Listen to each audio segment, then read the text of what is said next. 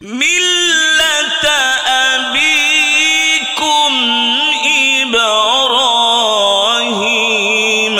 هو سماكم المسلمين.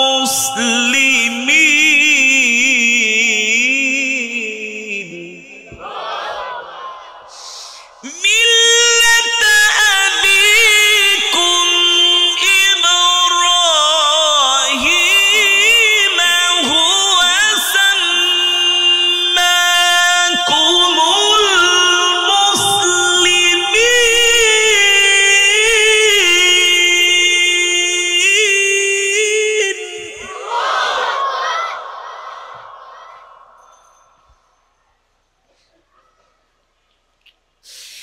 ملة أبيكم إبراهيم هو سماكم المسلمين.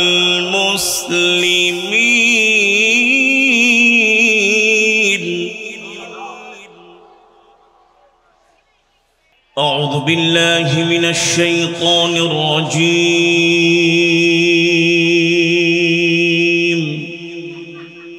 بسم الله الرحمن الرحيم.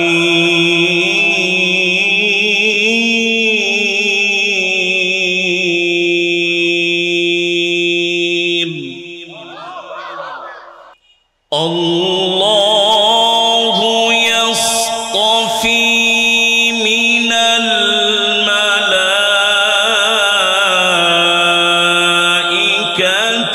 رسلا ومن الناس.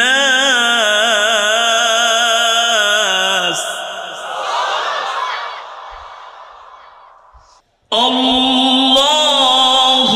يصطفي من الملائكة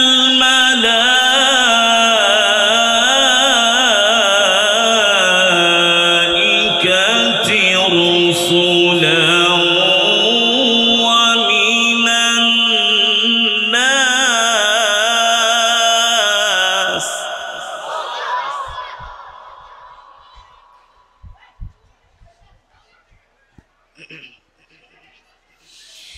إن الله سميع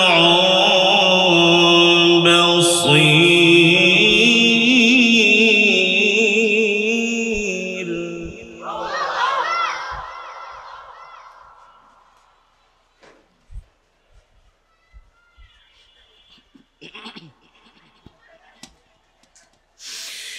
يعلم ما بين أيديهم وما خلفهم وإلى الله ترجع الأمور.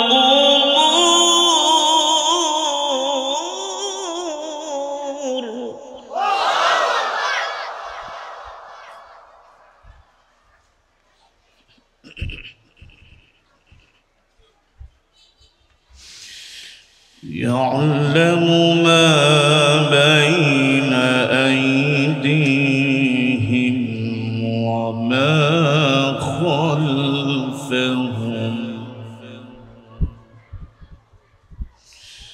وإلى الله ترجع الأمور.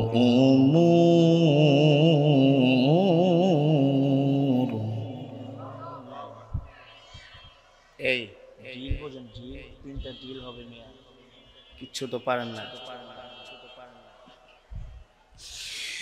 বিসমিল্লাহির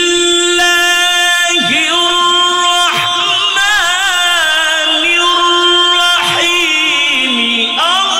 আল্লাহু ইয়াসতাফি মিনাল মালাইকাতি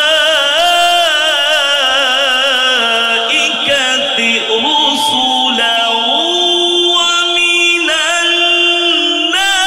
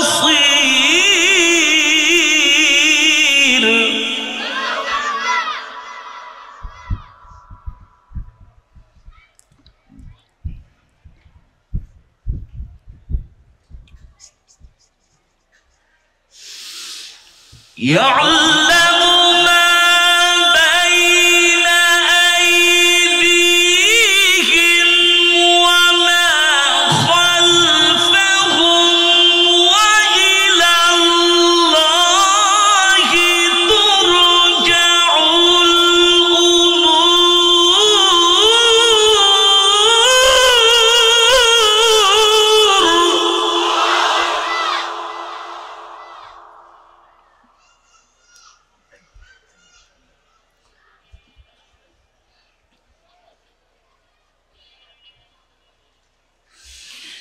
يعلم ما بين أيديهم وما خلفهم وإلى الله ترجع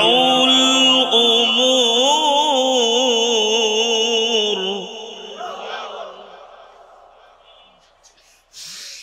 يعلم ما بين أيديهم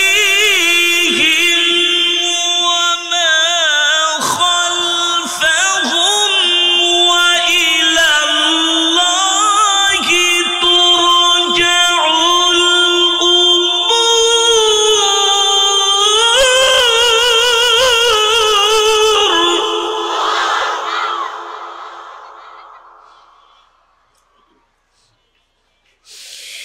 يعلم ما بين أيديهم وما خلفهم وإلى الله ترجع الأمور يعلم ما بين أيديهم وما خلفهم وإلى الله ترجع الأمور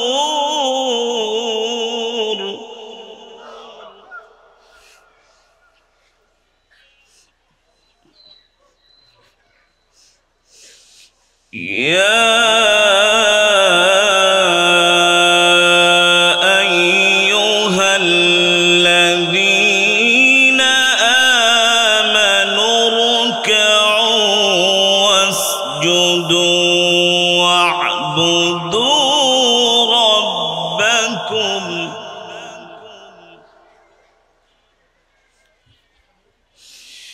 آمنوا اركعوا واسجدوا واعبدوا ربكم وافعلوا الخير لعلكم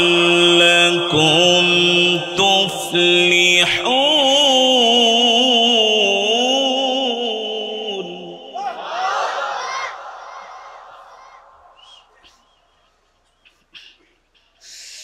يا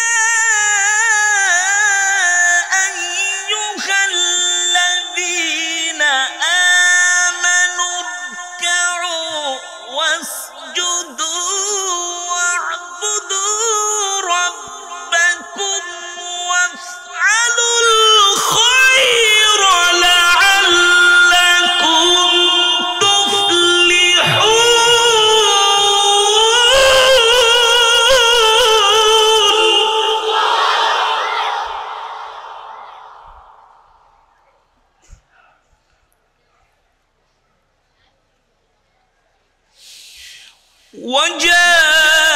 وجاهدوا في الله حق جهاده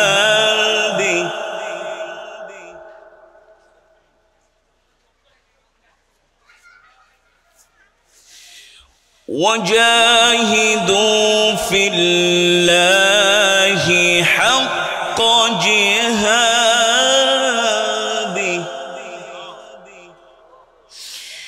هو اجتباكم وما جعل عليكم في الدين من حرج ملة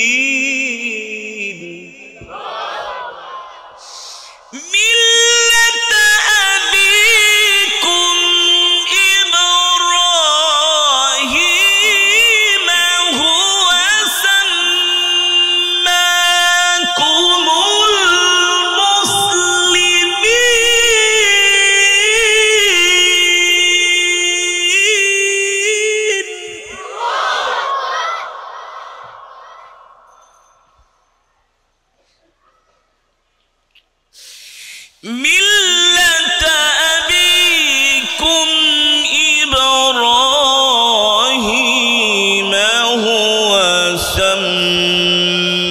سماكم المسلمين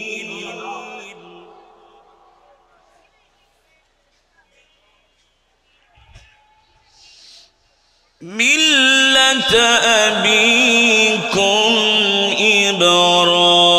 إبراهيم هو سماكم المسلمين সাউন্ড ভুয়া কোন আইটিল না বিসমিল্লাহ বিসমিল্লাহ ملة أبيكم إبراهيم هو سماكم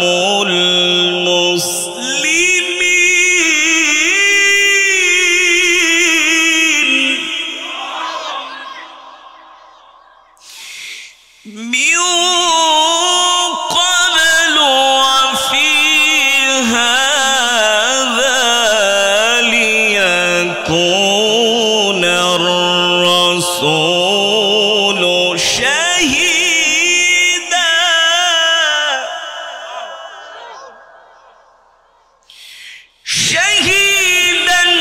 عليكم وتكونوا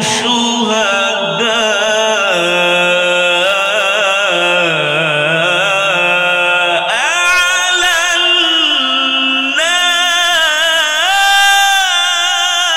الناس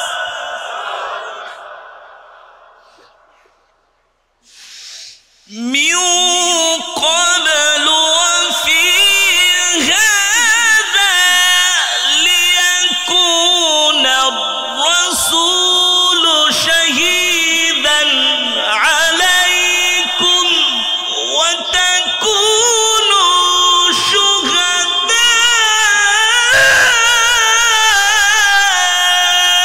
على الناس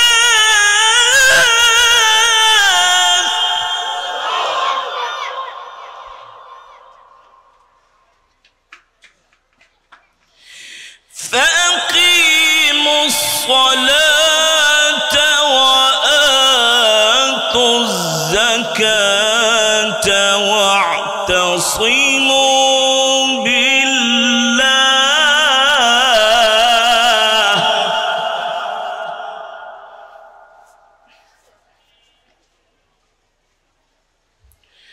فأقيموا الصلاة وآتوا الزكاة واعتصموا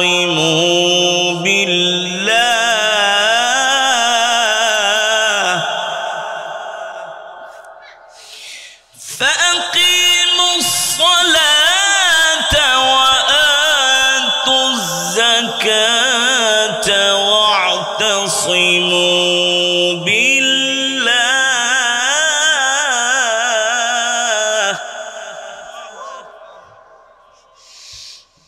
هو مولاكم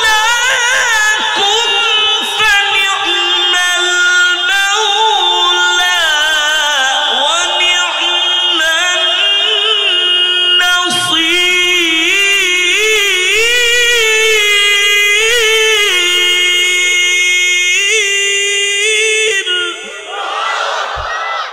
النصير هو مولاكم فنعم المولى ونعم النصير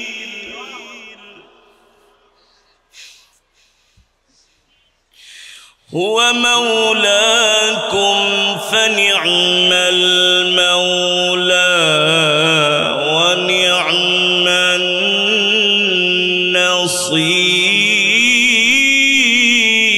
النصير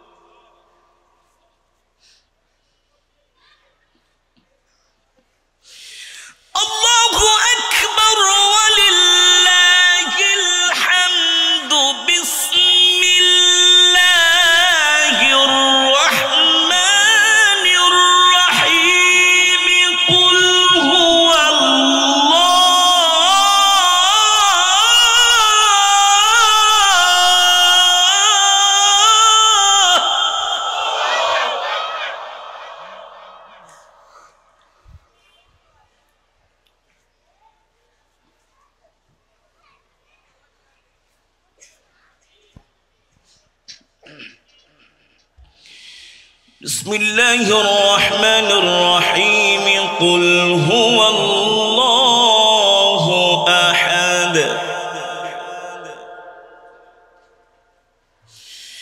الله الصمد لم يلد ولم يولد ولم يكن له كفوا أحد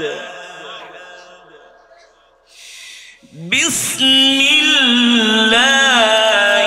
الرحمن الرحيم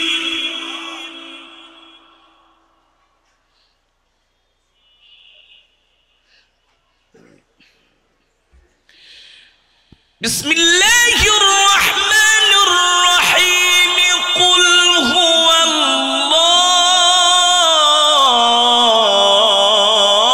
الله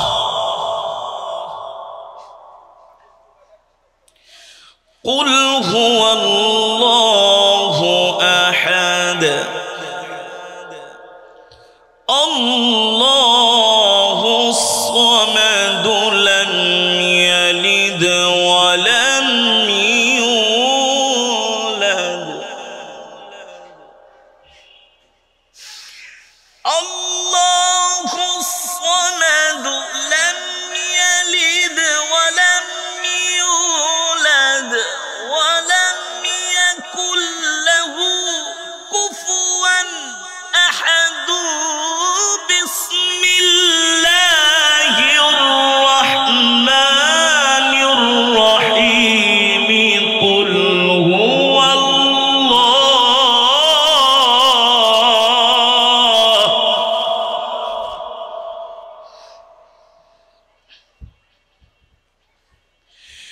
بسم الله الرحمن الرحيم قل هو الله أحد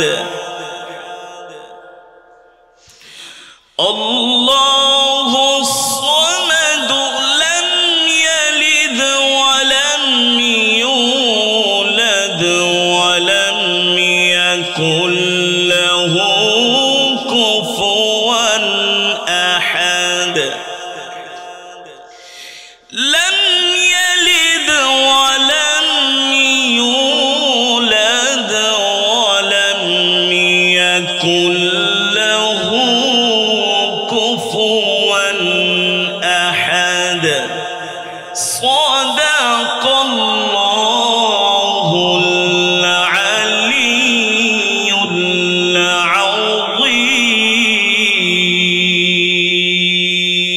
العظيم আমরা সকলেই বলি আলহামদুলিল্লাহ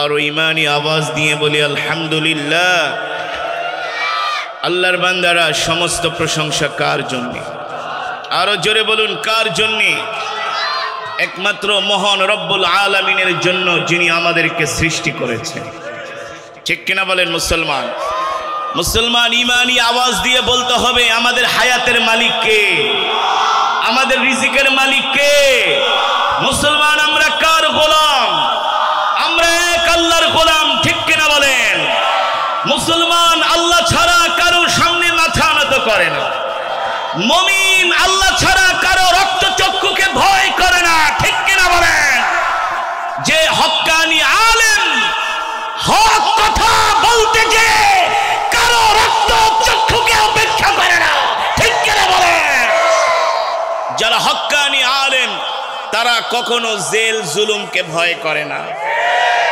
ঠিক না আমার নবী বিশ্ব নবী রাহমাতুল লিল আলামিন আবু জেহেলকে ভয় পায় নাই আবু লাহাবকে ভয় পায় নাই উতবা শাইবাকে ভয় পায় নাই ঠিক কিনা বলেন আমি যেই কোরআনের তেলাওয়াত আপনাদের সামনে করলাম এই কোরআনের পক্ষে আছেন তো কে কে নাই হাত উঠান মাশাআল্লাহ আপনারা সবাই সচেতন এমনকি ঈমানদার মূর্খরা বেখিয়ালরা বেহুশরা কখনো মুমিন হতে পারে না ঠিক কিনা বলেন যে বেখিয়াল ব্যাককল ব্যাককল ব্যাককল বুঝেন, আকল জ্ঞান কম, আকল জ্ঞান যার কম সে কখনো মুমিন হতে পারে না। যে মুমিন সে সব সময় আকলমান হয়, জ্ঞানী হয়, ঠিক কিনা বলেন? আমি আপনাদের যেই কথার মারপেজ দিয়েছিলাম আপনারা 100-তে 100 নাম্বার পেয়েছেন। এবার বলেন কোরআনের পক্ষে কে কে আছেন? হাত উঠে আল্লাহকে দেখায় দেন। লিল্লাহি তাকবীর, লিল্লাহি তাকবীর। আল কোরআনের আলো, আল হাদিসের আলো, তোমার নেতা আমার নেতা, তোমার নেতা আমার নেতা। মাশাআল্লাহ, হাত নামান। আমি কোরআন থেকে কিছু আলোচনা করব, শোনার জন্য রাজি আছেন? যে যেখানে বসে আছেন, যে যেখানে দাঁড়ায় আছেন, মোনাজাতের আগ পর্যন্ত থাকতে পারবেন তো ইনশাল্লাহ? সেই ইমানের পাওয়ার আছে তো ইনশাল্লাহ? কেন থাকবে না? এ যুবক, তোমাকে রাত 3টা বাজে মেসি, রোনাল্ডো, নেইমারের ফুটবল খেলা দেখার জন্য পাওয়া যায়। কথা বলেন। আইপিএল, বিপিএল দেখতে যায় পুরো চায়ের দোকান গরম করে ফেলাও, তাহলে কোরআনের মজমায় কেন বসতে পারবে না? তুমি কিসের মুসলমান, ঠিক কিনা বলেন? আগে হচ্ছে আমার ইসলাম, আগে হচ্ছে আমার ধর্ম, আমার পরিচয়, আগে আমি মুসলমান, ঠিক কিনা বলেন? যুবক, কেউ উঠাউঠি করবে না। যে যেখানে দাঁড়িয়ে আছে, বসে আছি, দাঁড়িয়ে থাকবো, বসে থাকবো ইনশাআল্লাহ। এই কোরআনের মজমা জান্নাতের বাগান। কিসের বাগান? জান্নাতের বাগান। গতকালকেও বৃষ্টি ছিল, সকালবেলাও বৃষ্টি ছিল, এখন বৃষ্টি নাই। বৃষ্টি দেওয়ার মালিক কে? গতকালকে আমি মানিকগঞ্জে ওয়াজ করেছি, তখন রাত 12টা, মুষলধারে বৃষ্টি, মুষলধারে।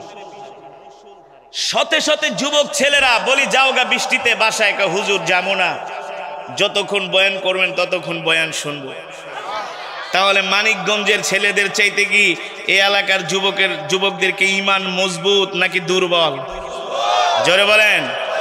তাহলে এটাই প্রমাণ হবে ইনশাআল্লাহ। রাজি আছেন?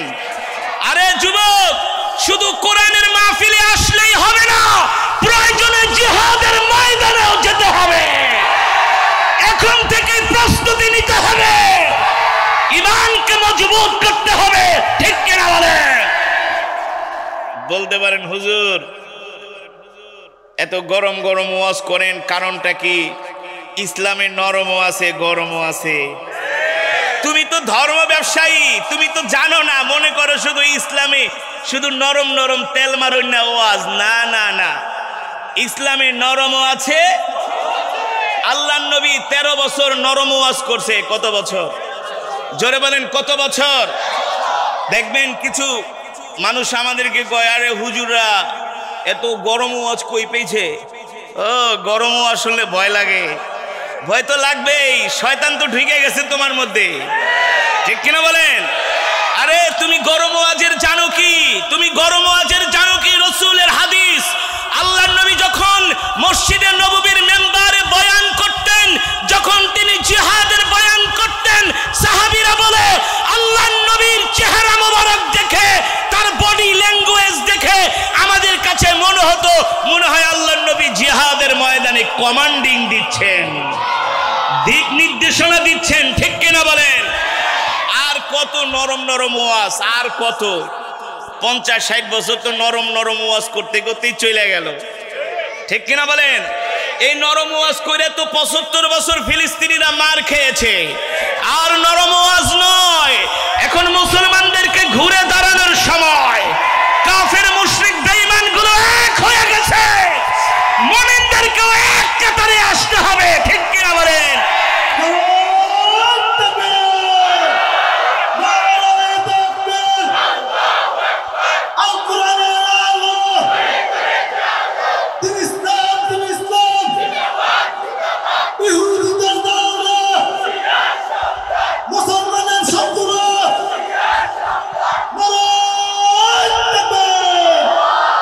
এখন আর মুসলমানের ভিতরে ভেদাভেদ করার সময় নাই, ডিভাইডেডের সময় নাই। এখন আর মুসলমানের মাঝে দ্বন্দ্বের সময় নাই। আমি বুঝি না কে আওয়ামী লীগ, কে বিএনপি, কে জাতীয় পার্টি, কে জামাত ইসলাম, কে জাসদ, কে বাসদ। আমি বুঝি না কোন ইসলামী আন্দোলন, খেলাফত মজলিস, চরমনাই, নিজামে ইসলাম পার্টি, জাকের পার্টি। আমি বুঝি এক কালেমাওয়ালা মুসলমান। ঠিক কিনা বলেন? তুমি পাঁচকুড়ি কিংবা লম্বা টুপি পড়তে পারো, তুমি ফাড়া জামা কিংবা গোল জামা পড়তে পারো, ডাজেন মেটার, এটা কোনো বিষয় নয়। আমাদের পরিচয় হলো আমরা মুসলমান, আমরা এক নবীর উম্মত। ঠিক কিনা বলেন?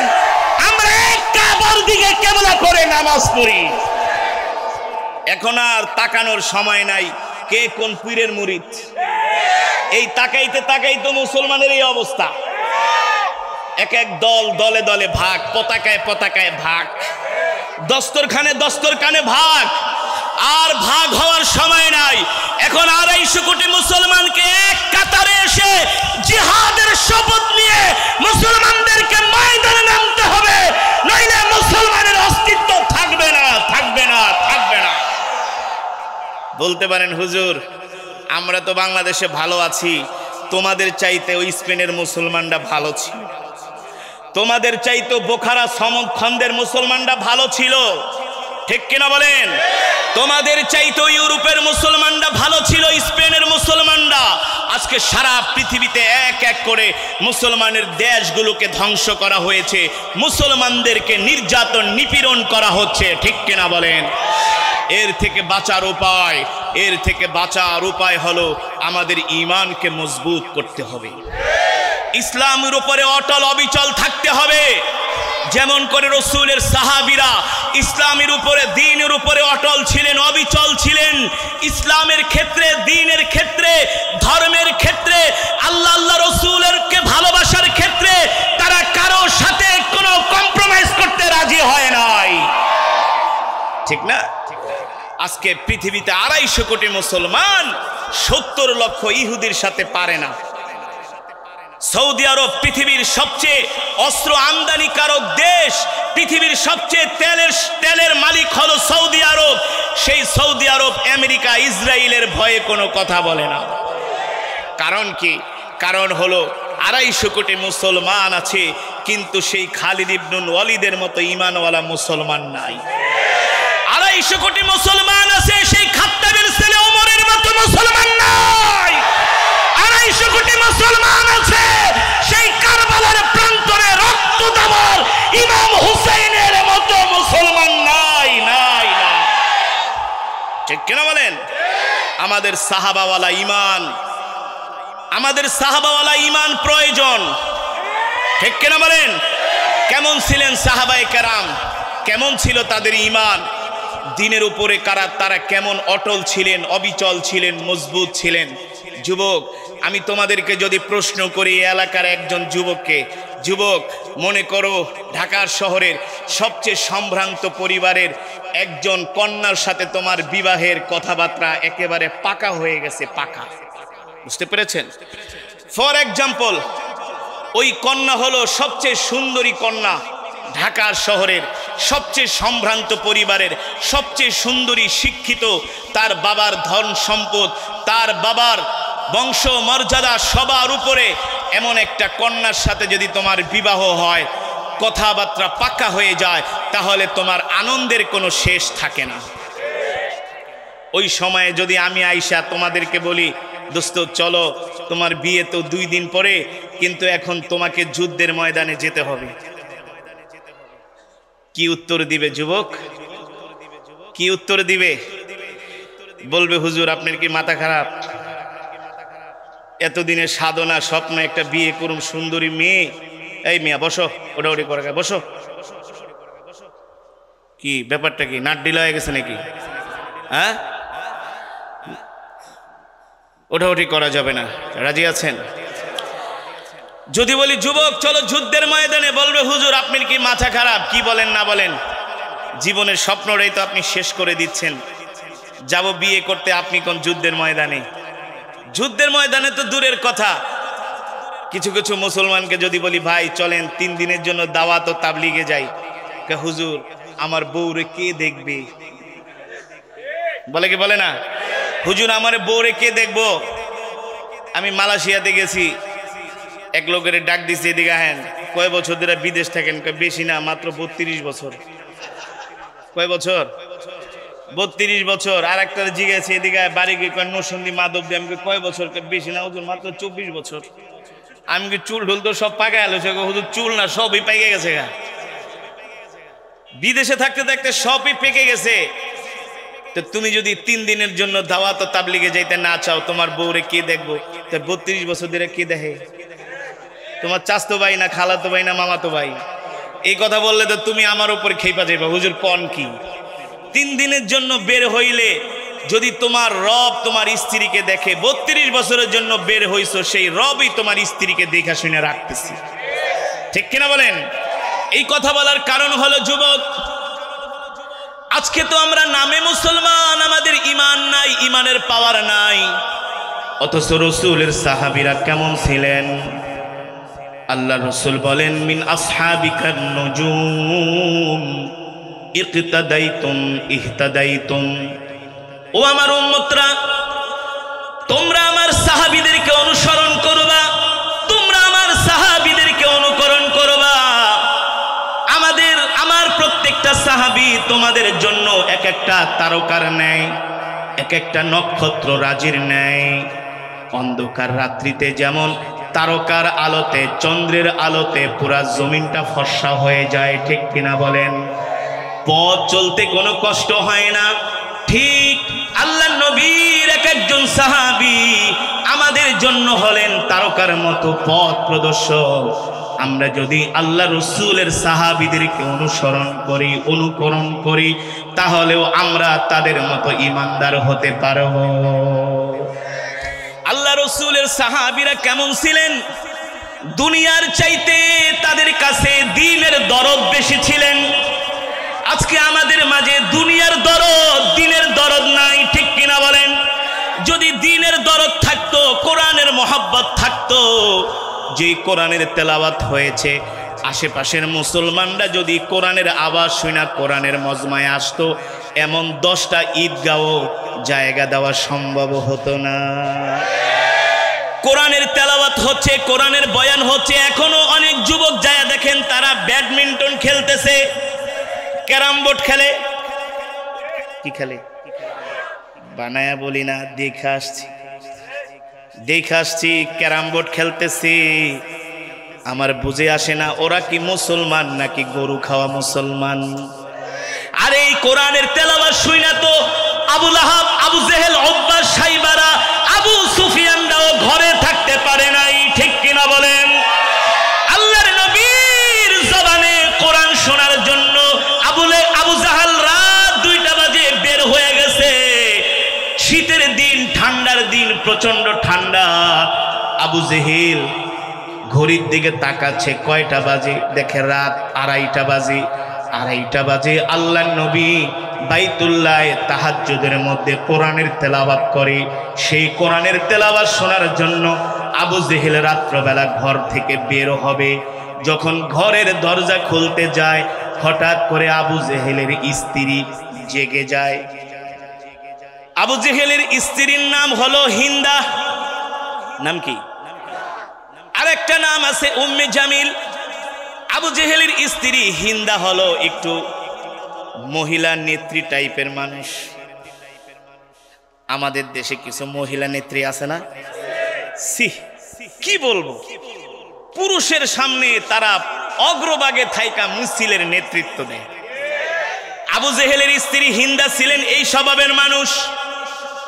আবু জেহেল হঠাৎ করে ঘরের দরজাটার আংটা খুলছে, ঠাস করে আওয়াজ হয়েছে, হিন্দা জেগে গেছে। হিন্দা জায়গা বলে, আবু জেহেল রাত 2:30 বাজে কোথায় যাচ্ছ? কয়, বেডি এত কথা কচকে, কই যাইতাছি তোরে কমু নাকি? হিন্দা কয়, আবু জেহেল তুমি সমাজের নেতা, সমাজের মানুষ তোমাকে ভয় করে, কিন্তু আমি তো ভয় করি না। আমি তো তোমার চরিত্র সম্বন্ধে জানি। একজন স্ত্রী কেবল তার স্বামীর চরিত্র সম্বন্ধে, সে কত নম্বর হাজি না পাজি, আমি একটা মসজিদে নামাজ পড়াইতাম, এই যে পুরান ঢাকায় নবপুরে একটা মসজিদে নামাজ পড়াইতাম। আমার খুব ঘনিষ্ঠ একজন মুসল্লি, প্রতিদিন শুক্রবার সে আমাকে বাসায় নিয়ে যেত, খাবার দাবার খাওয়ায়। যখন মুসল্লি একটু বাথরুমে যাইতো আর তার স্ত্রীরা একা, হুজুর আপনার কাছে একটা বিচার আছে। কি বিচার? আপনি যে হাজি সাহেবের লাগে আহেন, হাজি সাহেবের একটু নসিহত করে দিয়েন, একটু ওয়াজ করে দিয়েন। আমি কে? হাজি তো ভালো মানুষ। তো হুজুর কত নম্বর ভালো এটা তো আমি জানি। কি এটা হলো নাম্বার 1 পাজি? কেন হজ করলে কি হাজি হয় নাকি? যত শয়তানি ফাতরামি সব অহন করে, আপনি একটু ওয়াজ করে দিয়েন। সমস্ত স্ত্রীরা জানে তার স্বামী কেমন, ঠিক কি বলেন? এই কারণে আল্লাহর নবী রাহমাতুল লিল আলামিন বলেছেন, তোমার স্ত্রী যদি তোমাকে ভালো বলে তাহলে তুমিও আল্লাহর কাছে ভালো। আবু জেহেলের স্ত্রী হিন্দা কয়ে, আবু জেহেল রাত 2:30 বাজে, শীতের দিন, কম্বল মোড়া দিয়া ঘরের থেকে বাইরে যাইতেছো, কারণটা কি? আবু জেহেলের রাগ উঠে গেছে, কারণ আস্তে আস্তে সময় যাচ্ছে আর নবীজির কোরআন তেলাওয়াতের শো শেষ হয়ে যাচ্ছে। কারণ তাহাজ্জুদের পরে তো আর নবীজি লম্বা কেরাত পড়বে না, তেলাওয়াত করবে না, আবু জেহেল শুনতেও পারবে না। মিজাজ একেবারে খারাপ, বলতেও পারে না, তুই ঘুমা, আমি একটু মোহাম্মদের তেলাওয়াত শুনে আসি। এই কথা বললে তো আবু জেহেলের নেতাগিরি। আবু জেহেল শুধু হিন্দারে কয়, আরে তুমি ঘুমাও, আমি আইতাছি একটু পরে। কয় না না, কোথায় যাও সত্যি করে বলো। আবু জেহেল বলে, বেটি জ্বালাজালি করিস না, ভালো কামে যাইতাছি। কয় ভালো কামে? কি কামে যাইতাছো? আমার কাছে কও, আমারেও নিয়ে যাও। কয় না, তোমাকে নেওয়া যাবে না। আল্লাহু আকবার। আবু জেহেল কয়, পড়ছি তো বিপদে। এখন আবু জেহেল কয়, তুমি একটু নাক টেনে ঘুমাও, আমি আধা ঘন্টার মধ্যে চলে আসতেছি। হিন্দা বলে, না না না, আমি তো তোমাকে চিনি, তোমার চরিত্র অত ভালো না, রাত গভীরে আবার কার ঘরে যায় ঢুকা পড়ো। আবু জেহেল কয়, সি সি সি সি, এত খারাপ মনে করো না, আমি একটা ভালো কামে যাইতাছি। আরে ভালো কাজ কি বলো? আবু জেহেল বলে, শোনো, ডিস্টার্ব করো না, এই কথা যদি আমি তোমাকে বলি তাহলে আগামীকাল মক্কার মানুষ আমার গলায় ফুলের মালার পরিবর্তে জুতার মালা দিবে। হিন্দা কয়, প্রাণের স্বামী কি হয়েছে সত্যি করে বলো। কয়, স্ত্রী রে, শোনো শোনো, এই যে রাত্রবেলা আমি ঘুমাই না, ছটফট করি, এর কারণ কি জানো? হিন্দা বলে, কি কারণ? বলে, আমার বড় একটা রোগ হয়ে গেছে, রাত্রবেলা আমার ঘুম আসে না। হিন্দা বলে, কেন গো প্রাণের স্বামী? বলে, এই স্ত্রী, তোমার কাছেই মনের দুঃখটা বলি, কষ্টের কথাটা বলি। এই কথা যদি আমি আমার বংশের মানুষের কাছে বলি, মক্কার মানুষের কাছে বলি, মক্কার মানুষরা আমাকে আস্থা রাখবে না, অপমান করবে, লাঞ্ছনা করবে। এই স্ত্রী শোনো, যেদিন থেকে মোহাম্মদ বাইতুল্লাহ গভীর রজনীতে কোরআন পড়ে, মোহাম্মদের কোরআন তেলাওয়াত না শুনলে আমার আবু জেহেলের ঘুম আসে না।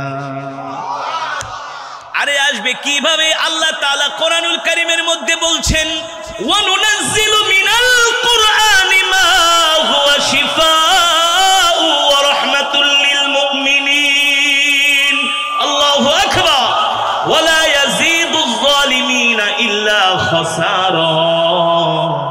আল্লাহ তাআলা বলে, নবী, আমি আপনার উপর যেই কোরআন নাজিল করেছি, এই কোরআন আমি মুমিনের মুক্তির জন্য নাজিল করেছি। এই কোরআনের তেলাওয়াত শুনে কত কাট্টা কাফেরেরা কালেমা পড়ে মুসলমান হয়ে গেছে, ঠিক কিনা বলে? এমনকি আবু জেহেলের ছেলে ইকরামা ইবনে আবি জেহেল, আবু জেহেলের ছেলে ইকরামা ইবনে আবি জাহেল, তিনি আল্লাহর নবীর জবানে কালেমা পড়ে, হাতে হাত রেখে কোরআন শুনে কালেমা পড়ে মুসলমান হয়ে গেছে। আল্লাহু আকবার। এই কোরআনের তেলাওয়াত শুনে খাত্তাবের ছেলে ওমর আল্লাহর নবীর কল্লা কাটার জন্য আসছিল। এই কোরআনের তেলাওয়াত শুনে খাত্তাবের ছেলে ওমর কালেমা পড়ে মুসলমান হয়ে গেছে, ঠিক কিনা বলে? এই কোরআনের তেলাওয়াত শুনে আজও পৃথিবীতে অনেক অমুসলিমরা হচ্ছে, ঠিক কিনা বলেন? এই কোরআন হলো আল্লাহর জবানের কালাম, এই কোরআন হলো আল্লাহর জবানের কালাম। যতদিন পর্যন্ত এই কোরআনকে মুসলমান আঁকড়ে ধরবে, ততদিন পর্যন্ত মুসলমানকে পৃথিবীর কোন শক্তি পরাজিত করতে পারবে না। পারবে? আজও পারছে।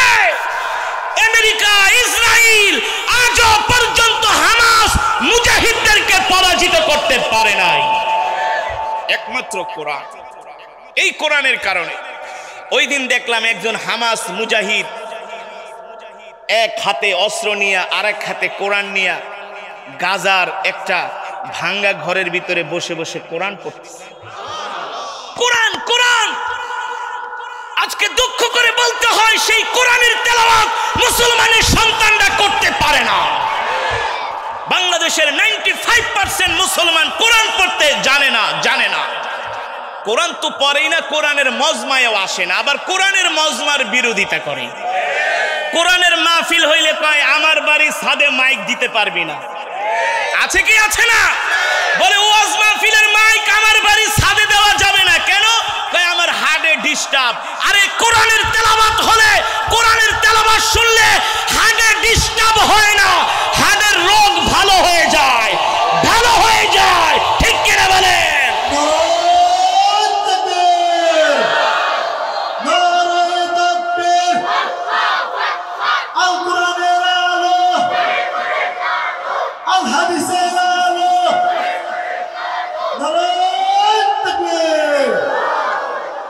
ওয়াজ শুনলে, কোরআনের তেলাওয়াত শুনলে তোমার হার্টে সমস্যা হয়, আর মমতাজের ফাইটটা যায়, সিররা যায়, খুললা যায় শুনলে তোমার হার্ট ভালো হয়ে যায়।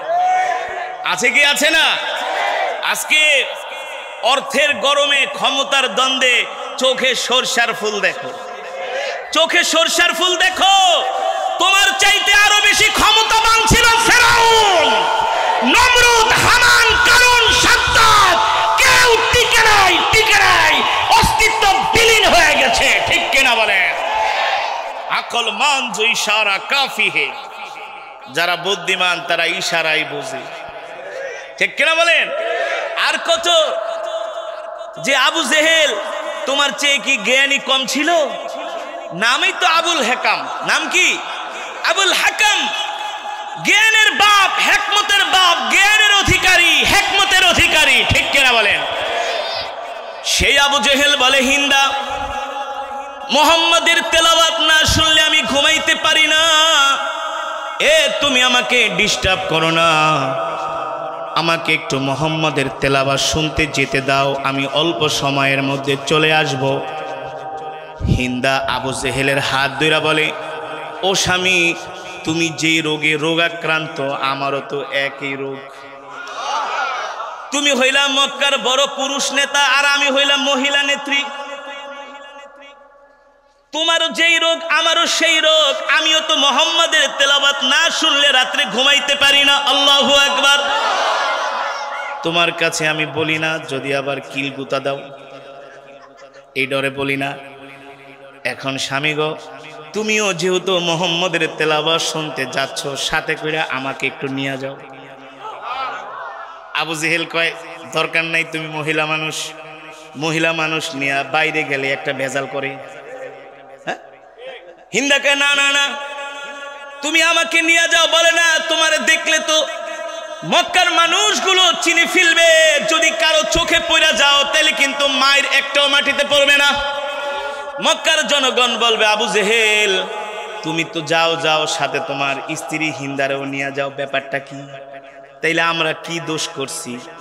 এই হিন্দা, আমি তো আইন করছি কেউ যাতে মুহাম্মাদের তেলাওয়াত শুনতে না যায়। আমি তো 144 144 ধারা জারি করছি, কেউ যাতে বাইতুল্লাহর আশেপাশে না আসে, মুহাম্মাদের ঘরের আশেপাশে মুহাম্মাদের তেলাওয়াত শোনার জন্য না যায়। এবার হিন্দা বলে, স্বামী গো, আজকের জন্য তুমি আমাকে সাথে করে নিয়ে যাও। আবু জেহেল বলে, তুমি যদি যাও তোমাকে কেউ দেখে ফেলবে। হিন্দা বলে, আমার কাছে একটা সুন্দর ব্যবস্থা আছে, একটা বুদ্ধি আছে। কি বুদ্ধি? বলে, স্বামী গো, তুমি যদি চাও তাহলে আমি বোরকা পয়রা বের হব। বোরকা পরবি না, আল্লাহ কেমনে বোরকা পরায়, ঠিক কিনা বলেন? মুখ ঢাকবি না, এখন মুখের ভিতরে 4-5টা মাস্ক লাগায়। সঠিক নাকি বেঠিক? সঠিক নাকি বেঠিক? এবার হিন্দা কয় ঠিক আছে স্বামী আমি কম্বল দিয়ে আমার মুখ ঢাকতেছি। আবু জেহেলকে ভালো করে ডাক যাতে কিছুই চোখ ঠোক দেখা না যায়, তাহলে তো মানুষ চিনে ফেলবে। হিন্দা এক কম্বল দিয়া তার চেহারা ঢাকে, আরেকটা দিয়া তার পুরা শরীর ঢাকা। রাত গভীরে এবার আবু জেহেলের সাথে আল্লাহর নবীর তেলাওয়াত শোনার জন্য বাইতুল্লাহ চলে যায়। আল্লাহু আকবার। কেন যাবে না? কেন যাবে না? এই কোরআন তো আল্লাহর জবানের কালাম, এই কোরআন তো আল্লাহর জবানের কালাম। আল্লাহ তাআলা কোরআনুল কারীমের মধ্যে বলছেন যালিকাল কিতাবু লা রাইবা ফীহি হুদাল লিল মুত্তাকিন। এই কোরআনের মধ্যে কোনো সন্দেহ নাই, এই কোরআন হলো মুত্তাকিনদের জন্য পথ প্রদর্শক, ঠিক কিনা বলেন? এই কোরআন আল্লাহর জবানের কালাম। আল্লাহ তাআলা কোরআনুল কারীমের মধ্যে বলছেন ইন্না নাহনু নাযালনা যিকরা ওয়া ইন্না লাহু লাহাফিযুন। ও নবী, আমি আল্লাহ আপনার উপর যে কোরআন নাজিল করেছি, এই কোরআন হেফাজত করার দায়িত্ব আমি আল্লাহ আমার নিজ কুদরতি হাতে গ্রহণ করেছি। ইউরিদুনা লিইউতফিউ নূরাল্লাহি বিআফওয়াহিহিম ওয়াল্লাহু মুতিম্মু নূরিহি ওয়ালাউ কারিহাল কাফিরুন। আল্লাহ রাব্বুল আলামিন বলেন নবী আপনি কোরআন তেলাওয়াত করেন, কোরআনের কথা বলেন, কোরআনের দাওয়াত দেন। মক্কার কাফিরেরা যতই কোরআনকে অপছন্দ করুক না কেন, তারা কোরআনের বিরুদ্ধে ষড়যন্ত্র করে কোরআনের আওয়াজ, কোরআনের দাওয়াতকে তারা বন্ধ করতে পারবে না, ঠিক কিনা বলেন? যেই কাফেরেরা দিনের আলোতে কোরআনের বিরোধিতা করে, সেই কাফেররা আবার রাতের আধারে কোরআন শুনতে যায়। এটাই কোরআনের মুজিজা। এটাই যেই কাফেরেরা কোরআনের বিরুদ্ধে আইন করে, সেই কাফেরেরা তার স্ত্রীদেরকে নিয়ে কোরআন শোনার জন্য কম্বল মোড়া দিয়া বাইতুল্লাহ যায়। এটাই কোরআনের মুজিজা। আল্লাহু আকবার। জোরে বলেন আল্লাহু আকবার। আল্লাহ তাআলা ডাক দিয়া বলে হাবিব আপনি ভয় করবেন না, চিন্তা করবেন না, পেরেশান হবেন না। ইয়া আইয়ুহার রাসূলু বাল্লিগ মা উনজিলা ইলাইকা মির রাব্বিক ওয়া ইল্লাম তাফআল ফামা বাল্লাগতা রিসালাতাহু ওয়াল্লাহু ইয়াসিমুকা মিনান নাস ইন্নাল্লাহা লা ইয়াহদিল কওমাল ফাসিকিন। এ যুবক, এ মুসলমান, ভালো করে খেয়াল করো আল্লাহ তাআলা এই আয়াতের মধ্যে কি বলছেন। আল্লাহ রাব্বুল আলামিন বলেন নবী আমি আল্লাহ আপনার উপর যেই কোরআন নাজিল করেছি, এই কোরআন নিয়ে আপনি ঘরে বসে থাকবেন না, আপনি এই কোরআন দিয়া মক্কার কাফেরদেরকে দাওয়াত দেন। এই কোরআনের কথাগুলো আপনি মক্কার কাফেরদেরকে বলেন। শোনেন শোনেন, এই কোরআনের কথা বলতে গেলে মক্কার কাফেরেরা আপনার বিরুদ্ধে বিরুদ্ধাচরণ করবে, আপনার বিরুদ্ধে ষড়যন্ত্র করবে, আপনাকে হুমকি দিবে, আপনার জীবনের উপরে ঝুঁকি আসবে। নবী আপনি ভয় পাবেন না, ভয় পাবেন না, আমি আল্লাহ আপনার সাথে আছি। আল্লাহু আকবার। কে বলছেন?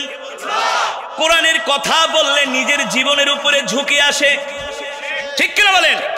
আল্লাহ তাআলা বলেন নবী আপনি কোরআনের কথা বলেন, মক্কার কাফেররা যতই ষড়যন্ত্র করুক, যতই হুমকি দেখ, ধামকি দেখ, যত হামলা করুক, মামলা করুক, আপনি টেনশন করবেন না, আমি আল্লাহ আপনাকে বিজয় দান করব।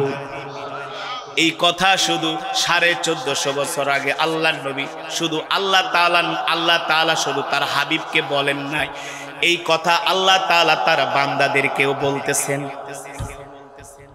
এ যুবক ভালো করে শোনো, এই কথা শুধু আল্লাহ তাআলা আল্লাহর নবীকে শুধু বলেন নাই, এই কথা আল্লাহ তাআলা উম্মতে মুহাম্মাদীকেও বলতেছেন, ঠিক কিনা বলেন? এই কোরআনের পক্ষে কথা বললে, কোরআনের পক্ষে আওয়াজ তুললে, কোরআনের মাহফিল করলে, কোরআনের দাওয়াত দিলে কিছু মানুষ ষড়যন্ত্র করবে।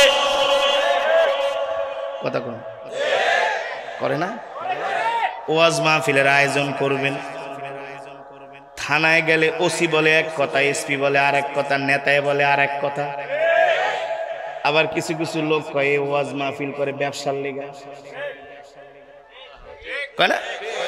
কারণ এই ওয়াজ মাহফিল করে ব্যবসার লেগা চান্দা উঠায়। ও মমতাজের গানের সময় যে টাকা উঠাও ওইটা চান্দা হয় না, ওইটা হয় ডোনেশন। কয় মমতাজরে আনবি, কয় লাখ টাকা লাগবে, শুধু আমারে কই সামনে চেয়ারটা দিস। আর কোরআনের কথা শুনলে কয় আরে হুজুরা শুধু চিল্লায়। এ বেটা চিল্লাইতে চিল্লাইতে কিন্তু এই পর্যন্ত আসছি। কত গান আইলো আর গেল, কত গানের সুর আসলো আর গেল। একটা গানের সুর 1 মাস 2 মাস 3 মাসের বেশি মানুষ শুনতে চায় না, কয় ঝাড়ু দিয়া পিটামু, এই গান আর বাজাবি না। কথা বলেন। এই কোরআনের সুর 1450 বছর আগে যেমন মজা ছিল, এখনো সেই মজা কিয়ামত পর্যন্ত থাকবে। আল্লাহ তাআলা তার হাবিবকে বলে, হাবিব আপনি ভয় পাবেন না। মক্কার কাফেরেরা আপনাকে যতই হুমকি দামকি দেখ না কেন, আপনাকে জেলের ভয় দেখাবে, জুলুমের ভয় দেখাবে, নির্যাতনের ভয় দেখাবে। এই ভয় সাময়িক সাময়িক সাময়িক। আলা লাহুল খালকু ওয়াল আমরু তাবারাকাল্লাহু রাব্বুল আলামিন। মক্কার কাফেরদেরকে আপনি বলে দেন, এ মক্কার কাফেরেরা শোন শোন, আমি আল্লাহর পয়গম্বর মুহাম্মদ সাল্লাল্লাহু আলাইহি সাল্লাম বলতেছি, কোরআনের বিরুদ্ধে তোমরা যতই ষড়যন্ত্র করো কোনো লাভ হবে না। আসমান যার আইন চলবে তার। ঠিক কিনা বলেন? মানে আপনি ভয় পাবেন না। আপনি কাকে ভয় পান?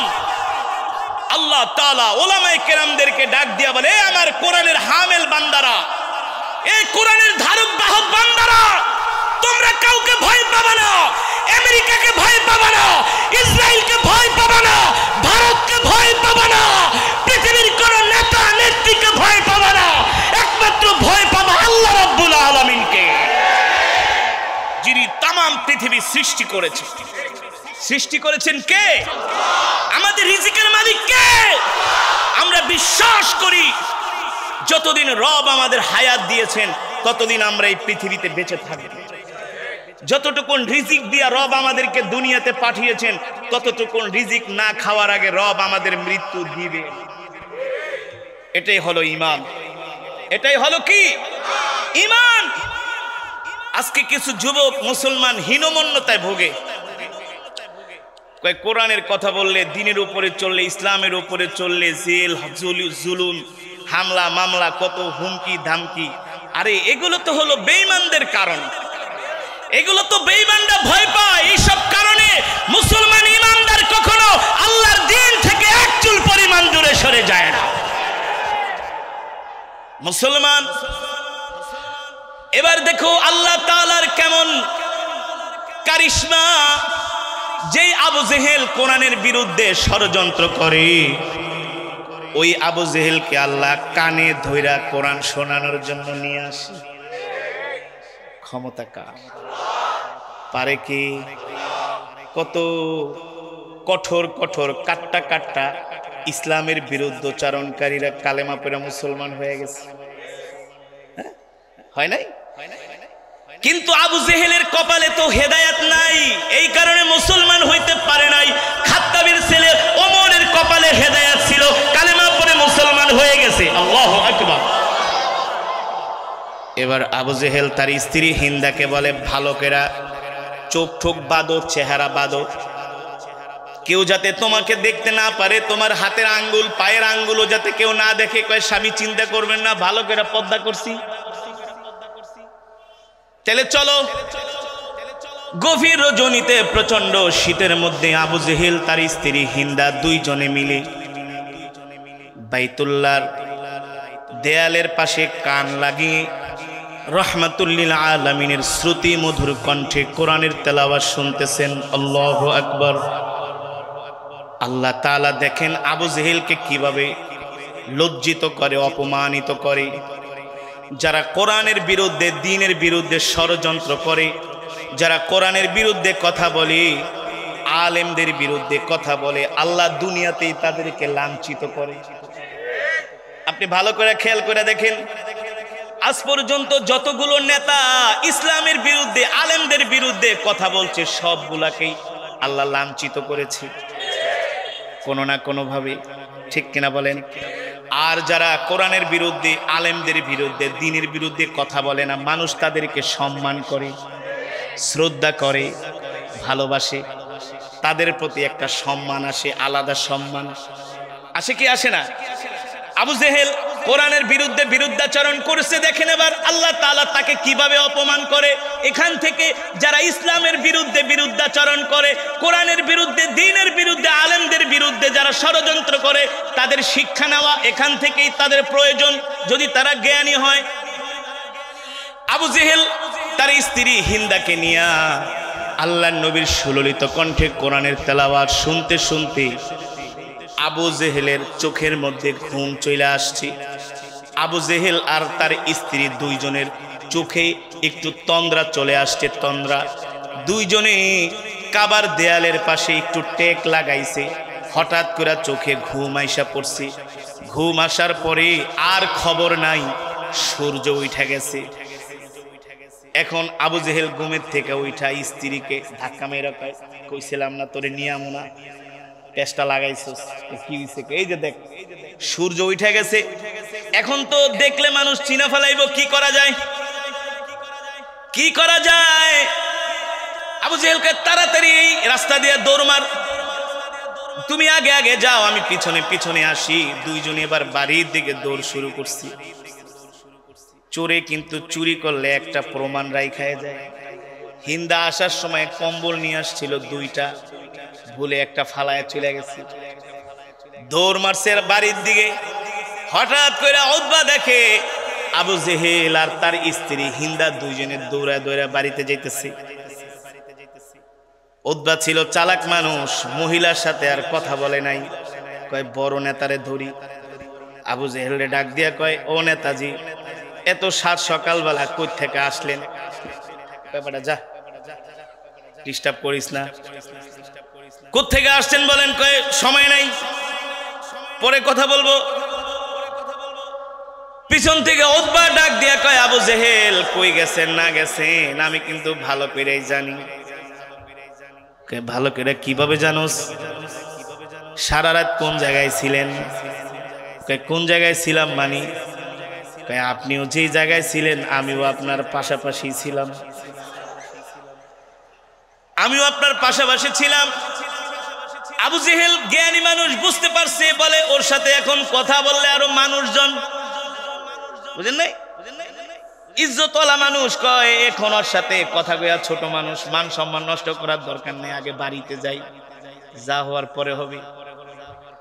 উতবা ছিল চালাক মানুষ, ওই হিন্দার যে কম্বলটা ভুলে রাখা চলে গেছে, সেই কম্বলটা সে সাথে নিয়ে বাড়িতে চলে গেছে। উতবার কথা হইলো, আমি মক্কার সব বড় নেতাদের কাছে বিচার দিব যে আবু জেহেল নিজেই আইন করে, নিজেই আইন। আমার কাছে প্রমাণও আছে। আবু জেহেল বাড়িতে চলে গেছে, যায়া স্ত্রীকে গালাগালি করতেছে, যত সব পেশ মহিলারাই লাগায়, তোর কারণে আজকে এই অবস্থা। হিন্দা মাপ চাকে, আমার মাপ করে। কয় আরে বেডি মাপ করুম তো করুম, কম্বল নিছিলি কয়টা? কয় নিছি দুইটা। কয় আর একটা? কই ভুলে রাইখাইছি। আবু জেহেলকে আমার মান সম্মান খাইছস। দৌড়ায় গেছে উতবার বাড়িতে। কোথায়? দৌড়ায় গেছে উতবার বাড়িতে। আবু জেহেল যখন উতবার বাড়িতে যায় হাজির, উতবা হাইসা হাইসা কয় আজকে গরিবের বাড়িতে হাতির পাড়া। আরে হাতি তো পাড়া এমনি দেয় না, বিপদে পড়াই দিছি নাকি? উতবা কয় নেতা সারা রাত না ঘুমায় চোখ ফুলাই হালাইছেন, আবার আমার বাড়িতে কয় আয় ভিতরে আয়। শোন, ভুল তো আমিও করছি, আমার বউও করছে, তুইও করছিস। আমার ভুল বড় না, আপনারটা বড়। আপনি আইন করে কেন আইন ভঙ্গ করলেন? আপনি আইন করে কেন আইন ভঙ্গ করলেন? এবার আবু জেহেল উতবার হাত ধরে ঘরের মধ্যে যেয়ে বলে, এ উতবা, সত্যি করে বল, উতবা রে, আমরা মুহাম্মাদের এত বিরোধিতা করি, ষড়যন্ত্র করি, মুহাম্মাদের কোরআন যাতে কেউ শুনতে না আসতে পারে তার বিরুদ্ধে আমরা আইন করি। কিন্তু আমি আবু জেহেল নিজে মোহাম্মদের কোরআন তেলাওয়াত না শুনলে আমার ঘুম আসে না। আল্লাহু আকবার, জোরে বলেন আল্লাহু আকবার। উতবা বলে, নেতা আমি ছোট মানুষ, ছোট মুখে একটা বড় কথাকে আপনি কিছু মনে করেন না। নেতা গো শোনেন, আমি যতটুকুন রিসার্চ করলাম, গবেষণা করলাম, যতটুকুন জানলাম বুঝলাম, পড়াশোনা করলাম, ইতিহাস ঘাটলাম, আমার কাছে মনে হয়েছে নেতা কিছু মনে করবেন না, আমরা যতই মোহাম্মদের বিরোধিতা করি আমরা মোহাম্মদকে থামাতে পারবো না, থামাতে পারবো না, কিছু মনে করবেন না। মনে হয় আপনার নেতৃত্ব আর বেশি দিন মক্কার জমিনে টিকবে না।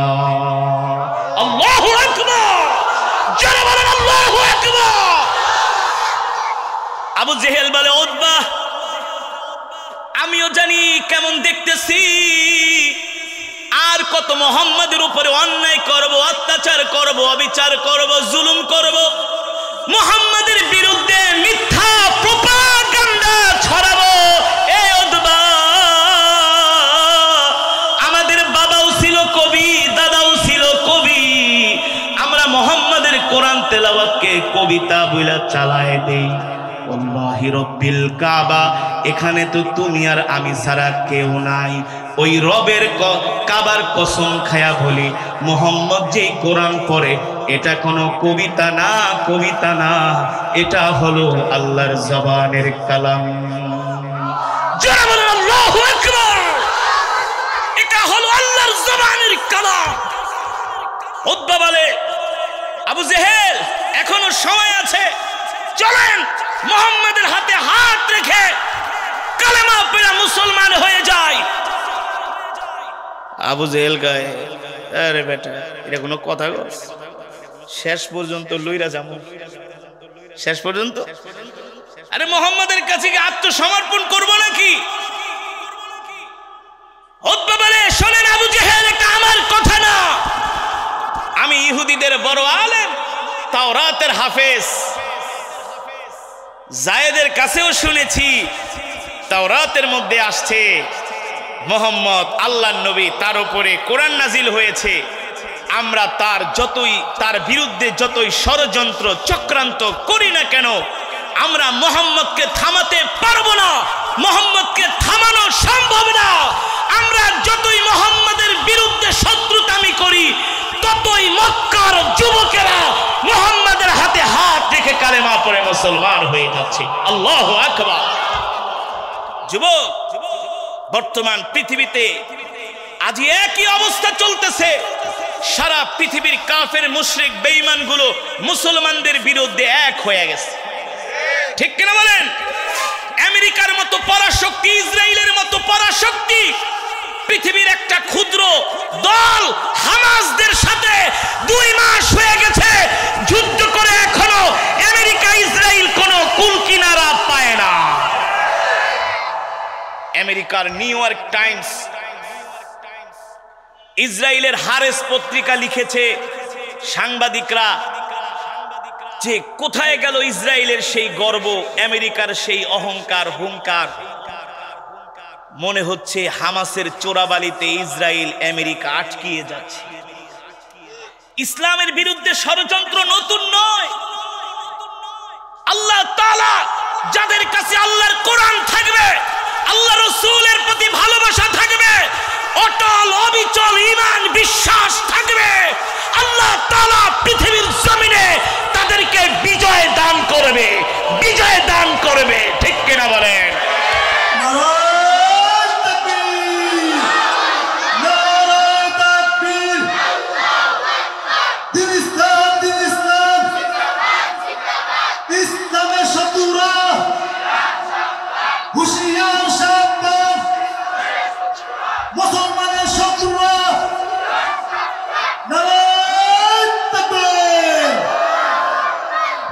আজকে আমরা দেখছি শুধু গাজাতে ফিলিস্তিনিদের সাথে আমেরিকা ইসরায়েলের যুদ্ধ হচ্ছে, যুদ্ধ হচ্ছে গাজাতে, গাজায়, ফিলিস্তিনে, পুরা ইউরোপ আমেরিকাতে এখন খ্রিস্টানরা মুসলমান হওয়ার তাদের মধ্যে একটা হিরিক পড়ে গেছে,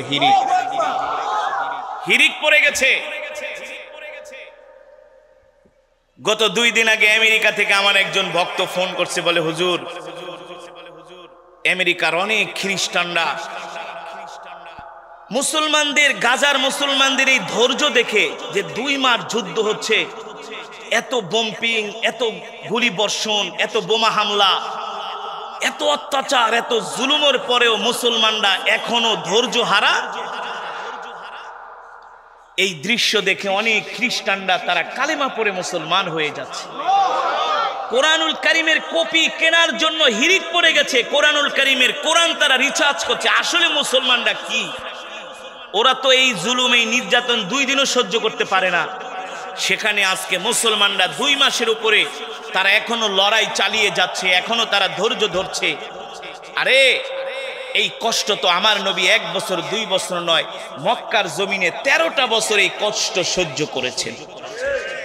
3 মাস পর্যন্ত আল্লাহর নবীর স্ত্রী, 9 জন স্ত্রীর চুলায় আগুন জ্বলে নাই। টানা 3 মাস পর্যন্ত চুলায় কোনো আগুন জ্বলে। রাসূলের সাহাবীরা কত কষ্ট করেছেন ইসলামের জন্য, এই দ্বীনের জন্য, এই কোরআনের জন্য, এই কোরআনের জন্য। যারা একটা মাহফিল আয়োজন করেন তারাই বোঝে যে একটা মাহফিল আয়োজন করতে কমসে কম 1 থেকে 1.5 মাস সময় কষ্ট করতে হয়, ঠিক না? খেয়ে না খেয়ে অমকের পিছনে ঘুরে, অমকের পিছনে ঘুরে, এই নেতায় কয় দিমু না, ওই নেতাকে অনুমতি দিমু, আবার কয় মাহফিল করা যাবে না, আবার অমকে এত কথাবার্তা। মুসলমানের দেশে যদি একটা কোরআনের মাহফিল করতে এত কষ্ট, দ্বীনের কাজ করতে এত কষ্ট, যেই মক্কার জমিনে একা ছিলেন আমার আল্লাহর নবী, সাথে কেউ ছিলেন না, সব ছিলেন কাফের, মুশরিক, বেঈমান। ওই কাফেরদের মাঝে আল্লাহর নবী 1 বছর 2 বছর 3 বছর 4 বছর না, 13টা বছর 13টা বছর 13টা বছর আল্লাহর নবী এই কোরআনের দাওয়াত দিয়েছেন। কত বছর? 13 বছর। আমার নবী রাস্তা দিয়ে হাঁটে, মক্কার কাফেরেরা রাস্তার মধ্যে কাটা কাটা বিছায়া দেয়, মুহাম্মদ তুমি রাস্তা দিয়ে হাঁটতে পারবা না। আল্লাহর নবী রাস্তা দিয়ে হাঁটে, মক্কার কাফেরেরা থুতু মারে, বলে আনতা ইয়া মুহাম্মদ আনতা মাজনুন, তুমি একটা পাগল, বলেন নাউজুবিল্লাহ। আবার কেউ বলে মুহাম্মদ তুমি একটা জাদুকর, বলেন নাউজুবিল্লাহ। আবার কেউ বলে মুহাম্মদ মক্কায় এত বড় বড় ধনী মানুষ থাকতে তোমার মতো গরিবকে আল্লাহ কেন নবী বানাবে, এটা আমাদের বুঝে আসে না, তোমার প্রতি আমরা ঈমান আনবো না, বলেন নাউজুবিল্লাহ। এখানেই কি শেষ? নবীর উপরে নির্যাতন জুলুম কি এখানেই শেষ? আল্লাহ নবীর পুত্র সন্তানগুলো ইন্তেকাল করলো, আবু জেহেল দাঁত ভেটকায় ভেটকায় হাসে, আর মক্কার কাফের দেখে চিন্তা করিস না মুহাম্মদের পুত্র সন্তান মারা গেছে, মানে মুহাম্মদের ইন্তেকালের পরে তার নাম নেওয়ার মতো কোনো মানুষ থাকবে না, বলেন নাউজুবিল্লাহ। এক কথায় মক্কার কাফেররা আমার নবীকে শেষ পর্যন্ত নির্বংশ বইলা গালি দিচ্ছে, জোরে বলেন নাউজুবিল্লাহ। আল্লাহ তাআলা ডাক দিয়া বলে, হাবিব আপনি কষ্ট পাবেন না, দুঃখ পাবেন না, দুঃখ নিবেন না, ইন্না শানিআকা হুয়াল আবতার। মক্কার কাফেররা আপনাকে নির্বংশ বলে, আপনি নির্বংশ না, আপনি নির্বংশ না, আপনাকে যারা নির্বংশ বলে ওরাই হলো নির্বংশ। আবু জেহেলের মরার পরে ওর নাম নেওয়ার মতো কোনো মানুষ পৃথিবীতে থাকবে না, আর আপনার নাম আপনার কোটি কোটি উম্মত নিবে। আপনার নাম না শুধু, আপনার রওজা জিয়ারতের জন্য কোটি কোটি উম্মত মদিনায় ভিড় জমাবে। শুধু আপনার মদিনায় আপনাকে রওজা জিয়ারতের জন্য ভিড়ই জমাবে না, আপনার উম্মত আপনাকে এত ভালোবাসবে, আপনার জন্য তারা জীবনও দিয়ে দিবে, জীবনও দিয়ে দিবে, ঠিক কিনা বলেন? হাবিব আপনি কষ্ট পাবেন না, আপনি মন খারাপ করবেন না। যুবক, এই পৃথিবীতে ইসলাম তো আর এমনি জিন্দা হয় নাই। এই বাংলাদেশে 20 কোটি মুসলমান তো এমনি হয় নাই, সারা পৃথিবীতে 250 কোটি মুসলমান তো এমনি হয় নাই। এত মুসলমান, এত মুসলিম রাষ্ট্র হওয়ার পিছনে আল্লাহর নবীর বুকের তাজা রক্ত রয়েছে। উহুদের ময়দানে দান মোবারক শহীদ করেছে, রাসূলের অগণিত সাহাবীরা আল্লাহর দ্বীনের জন্য জীবন দিয়েছে, জীবন দিয়েছে, জীবন দিয়েছে।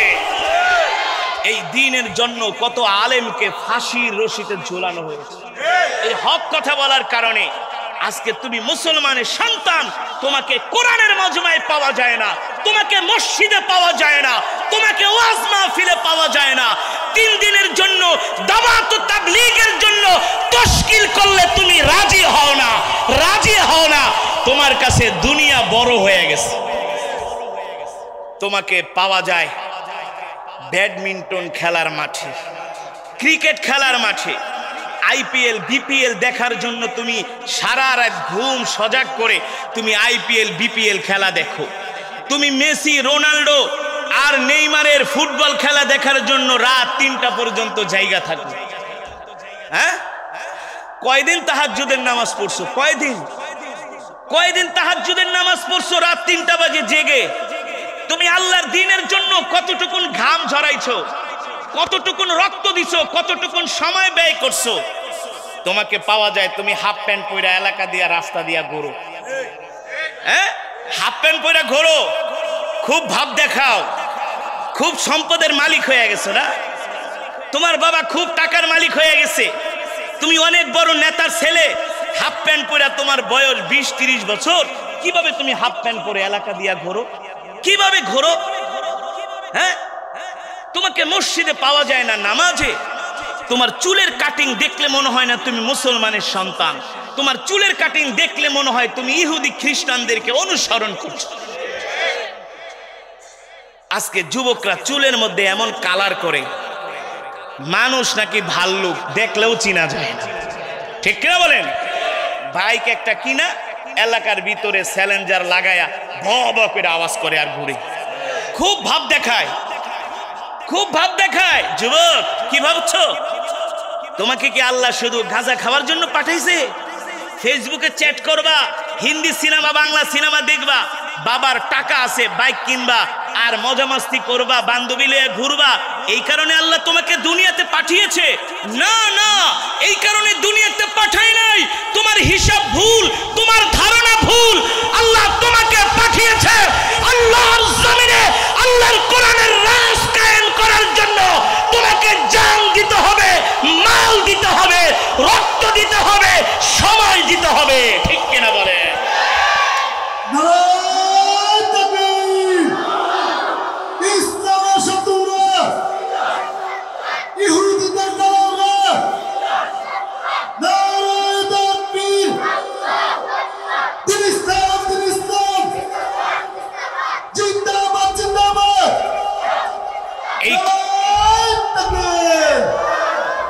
এই কথাগুলো কেন বললাম?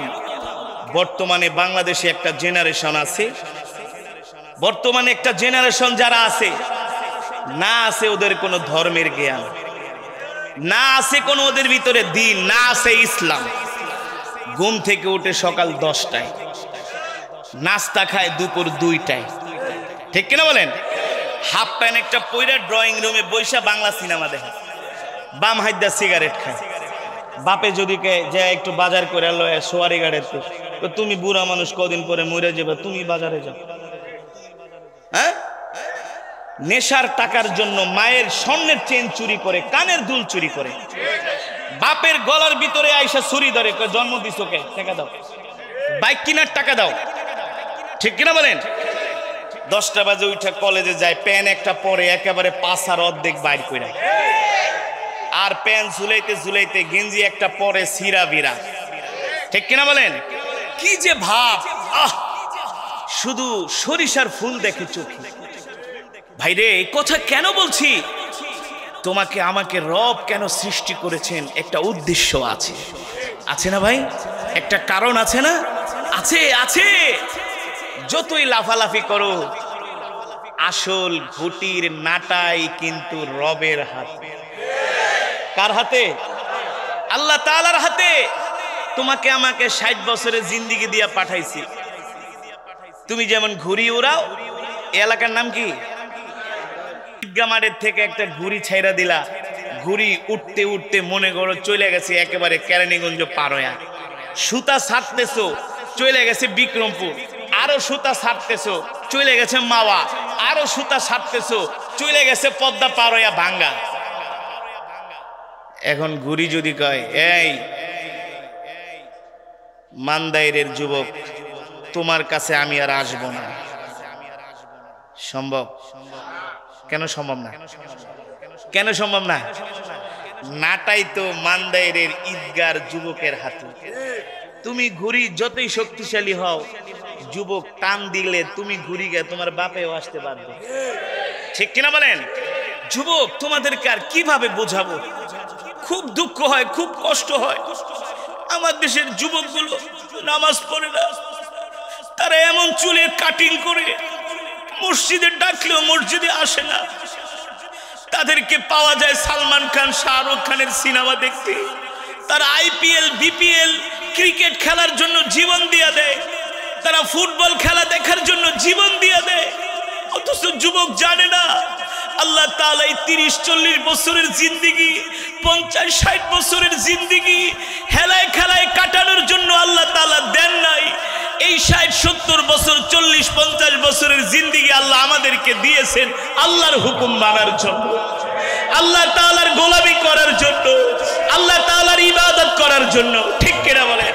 যুবক তুমি রাত্রবেলা গান শুনতে শুনতে ঘুমায় থাকো, তুমি হিন্দি গান শুনতে শুনতে ঘুমাও, হিন্দি নায়িকাদের দেখতে দেখতে ঘুমাও, অশ্লীল পর্নোগ্রাফি তুমি দেখতে দেখতে ঘুমায় থাকো। ওই অবস্থায় যদি তোমার মৃত্যু হয়ে যায় কি অবস্থা হবে তোমার? একবার কি চিন্তা করেছো?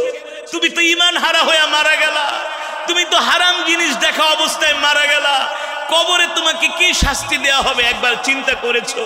যুবক আল্লাহ তাআলা তোমাকে আমাকে দুনিয়াতে আল্লাহ পাঠিয়েছেন, খাও দাও ফুর্তি করো, দুনিয়াটা মস্ত বড়।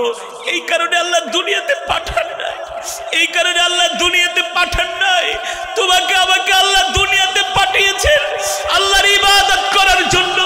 মসজিদের মিনার থেকে আযান দিবে, দলে দলে যুবকেরা অজু করে তারা মসজিদে ঢুকে রবের কদমে সিজদা দিবে, ঠিক কিনা বলে? এই কারণে রব তোমাকে আমাকে পাঠিয়েছে। সকাল সন্ধ্যা যুবকরা কোরআন তেলাওয়াত করবে, সকাল সন্ধ্যা যুবকরা জিকির করবে। যুবকদের পকেটে থাকবে মিসওয়াক, যুবকদের পকেটে থাকবে মিসওয়াক। আজকে যুবকের পকেটে মিসওয়াক নাই, যুবকের পকেটে আজকে সিগারেটের প্যাকেট পাওয়া যায়, গাজার প্যাকেট পাওয়া যায়, ইয়াবার প্যাকেট পাওয়া যায়। প্রতিটা যুবকের মোবাইল আজকে এক একটা সিনেমা হল হয়ে গেছে, সিনেমা হল হয়ে গেছে, ঠিক কিনা বলে? যুবক আল্লাহ তাআলার কাছে কি হিসাব দিবা? যে কোনো সময় মৃত্যু চলে আসতে পারে। অথচ রসুলের সাহাবীরা তারা সব সময় ভীত সন্ত্রস্ত অবস্থায় থাকতেন, তারা মৃত্যুর ভয়ে সব সময় থরথর করে কাঁপতেন। সাহাবীরা ঠিকমতো মৃত্যুর ভয়ে খেতেও পারতেন না, ঘুমাইতেও পারতেন না, না জানি কোন সময় মালাকুল মউত চলে আসে। অথচ সাহাবীদের প্রতিটা সেকেন্ড, প্রতিটা মুহূর্ত তারা আল্লাহর জমিনে আল্লাহর দ্বীন কায়েমের জন্য তারা ব্যস্ত থাকতেন, ঠিক কিনা বলেন? এ কারণে বলবো আজকের মাহফিল থেকে যুবক তোমাদের হাতে ধরি, পায়ে পড়ি, জীবনে যত গুনাহ করেছি আজকে গুনাহের জন্য আমরা আল্লাহ তাআলার দরবারে ক্ষমা চাবো, আর আজ থেকে তওবা করব। জীবনে যত গুনাহ করেছি আর গুনাহ করব না, আর গুনাহ তো করবই না, আর কোনোদিন নামাজ ছেড়ে দিব না, আর কোনোদিন নামাজ ছেড়ে দিব না। 5 ওয়াক্ত নামাজ জামাতের সাথে আদায় করব। কে কে রাজি আছেন হাত উঠে আল্লাহকে দেখান, হাতটা সোজা করেন, সোজা করেন। লিল্লাহে তাকবীর, লিল্লাহে তাকবীর। ডাক দেন ইয়া আল্লাহ, আর জোরে বলেন ইয়া আল্লাহ। ওয়াদা করলাম আর কোনোদিন নামাজ ছেড়ে দিব না, নামাজ ছেড়ে দিব না, নামাজ ছেড়ে দিব না। আর কোনোদিন এই চোখ দিয়া হারাম জিনিস দেখব না, হারাম জিনিস দেখব না। আল্লাহ কবুল করুন, বলি আমিন। আরো জোরে সরে বলি আমিন। হাত নামান, আমরা এখনই দোয়া করব, কেউ উঠাউঠি করবেন, মাত্র 1 মিনিট টাইম। উঠবেন না তো ইনশাল্লাহ? আমরা মোনাজাত দিয়ে বাড়িতে যাব ইনশাল্লাহ। একেবারে নিষ্পাপ হয়ে আমরা আজকের মজমার থেকে বাড়িতে যাব ইনশাআল্লাহ। আমার দিল বলে আজকের এই মজমাকে আল্লাহ কবুল করে নিয়েছে। আল্লাহ তাআলা এই মজমার ভিতরে দোয়া করলেন, নিঃসন্দেহে আল্লাহ দোয়া কবুল করবেন, আল্লাহ তাআলা ফিরাইয়া দিবেন না ইনশাআল্লাহ। কেউ যাবেন না, অনেকের মনে অনেক দুঃখ আছে, কষ্ট আছে, আছে না ভাই? আমরা সব কষ্ট দুঃখের কথা আমরা রবের কাছে বলবো। আমরা এখনই মোনাজাত দিব। মৃত হাজী মোহাম্মদ মনির হোসেন তার আত্মার মাগফিরাতের জন্য দোয়া চাওয়া হয়েছে। হাজী মনির হোসেন, একই তো নাকি? হ্যাঁ, আমরা তাদের মৃত হাজী মনির হোসেনের জন্য দোয়া করব। মোনাজাতের আগে আল্লাহর নবী এই দ্বীনের জন্য কত কষ্ট করেছেন, রসুলের সাহাবীরা কত কষ্ট করেছেন। আমরা কি দ্বীনের জন্য একটু কষ্ট করতে পারবো না ভাই? আমরা কি আমাদের জীবনের চাইতে আল্লাহর নবীকে ভালোবাসি না? ভালোবাসি, সত্যি ভালোবাসি। যদি ভালোবেসে থাকি তাহলে আজকের মাহফিল থেকে আমি কয়েকটা যুবক চাইব, কয়েকটা রসুলের কলিজার টুকরা উম্মত চাইব, যে যারা নিজের জীবনের চাইতেও আল্লাহর নবীকে ভালোবাসে। এমন কয়েকটা যুবক আমি আজকের মাহফিল থেকে চাই, যেই যুবকরা দাঁড়ায় বলবে, হুজুর এতদিন দাড়ির মধ্যে খুর লাগাইছি, আজ থেকে আর কোনোদিন দাড়ি কাটবো না, দাড়ি কাটবো না।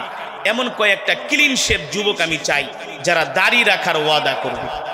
দেখি তো, দাঁড়ান তো, যে কয়জন যুবক আছে, হুজুর মরতে তো হবে, আর কোনোদিন দাড়ি কামাবো না, দাড়িতে খুর লাগাবো না। আছে কয়েকজন যুবক আমি চাই জান্নাতে, মাশাআল্লাহ, একজন, দুইজন, তিনজন, মাশাআল্লাহ, চারজন, পাঁচজন, ছয়জন, সাতজন, আটজন, মাশাআল্লাহ, দাড়ি রাখবে 9 জন, 10 জন, 11 জন, যাদের মুখে দাড়ি নাই, ক্লিন শেপ 11 জন, 12 জন, দাঁড়াই, জান্নাতের টিকিট দেওয়া হচ্ছে 13 জন। দাড়ি রাখবা, এই তুমি দাড়ি রাখবা 14 জন, 15 জন, যাদের মুখে দাড়ি নাই, ক্লিন শেপ 15, 16 জন, 17, 18, 19, 20, 21, 22, 23, 24, 25, হ্যাঁ দাঁড়াও, 25, 26, দাঁড়াই, 26, দাঁড়াই, 27, 28, হ্যাঁ 29, যে দাড়ি রাখবা, দাড়ি, যে হুজুর আর দাড়ি কাটবো না, 29, 30, এই আর মাত্র আধা মিনিট টাইম, আধা মিনিট যুবক, আধা মিনিট, 31, 32, 33, 34, দাঁড়াও, 34, 35, 36, 37,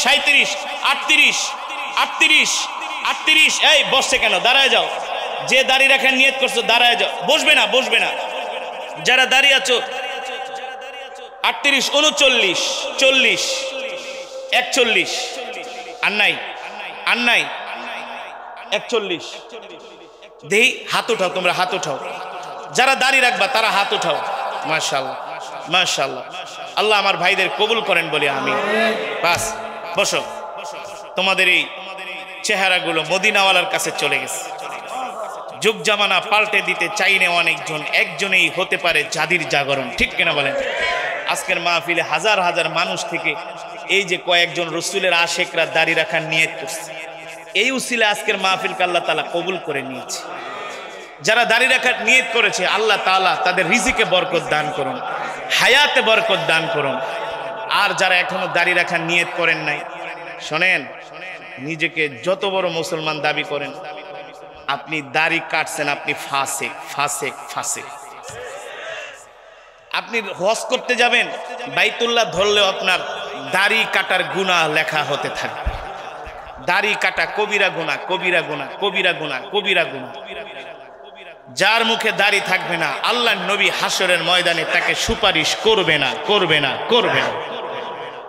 সুতরাং যারা এখনো দাড়িটা রাখেন নাই, দাড়িটা রাইখা দিন, তওবা করে রেখে দিন। আল্লাহ তাআলা সকলকে কবুল করুন, এই মাজমাকে কবুল করুন। আজকের মাহফিল এসে আপনারা খুশি নাকি বেজার? বলি আলহামদুলিল্লাহ, আরো মোহাব্বতের সাথে বলি আলহামদুলিল্লাহ। আগামী বছর এই মাহফিলটা হোক, আপনারা চান তো ইনশাল্লাহ? যদি চান তাহলে আমার ভাইরা আগামী বছর এই মাহফিলের আয়োজন করবে, তাদেরকে সর্বাত্মক সহযোগিতা করবেন, সব দিক থেকে সহযোগিতা করবেন এই মাহফিল হওয়ার কারণে কোরআনের তেলাওয়াত হয়েছে।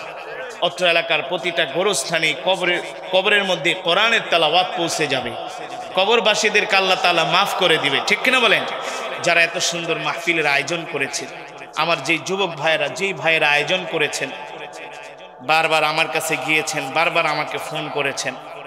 আমি অনেক কষ্ট করে, অনেক 3-4 মাস আগেই মাহফিলের ডেটটা দিয়েছি। আল্লাহ তাআলা প্রত্যেকটা এলাকার যুবক ভাইদের হায়াতে বরকত দান করুন, সবাইকে সুস্থতার নিয়ামত দান করুন। যত মুরব্বিয়ানে কেরামরা আজকের মাহফিলে আসছেন, আল্লাহ তাআলা প্রত্যেকটা মুরব্বী বাবাজিকে আল্লাহ তাআলা সুস্থতার নেয়ামত দান করুন বলি আমিন। আমরা এখনই মোনাজাত দিব। ঘরের ভিতরে কোনো আমেরিকান ইসরায়েলি কোনো পণ্য চলবে না, ঠিক কিনা বলেন?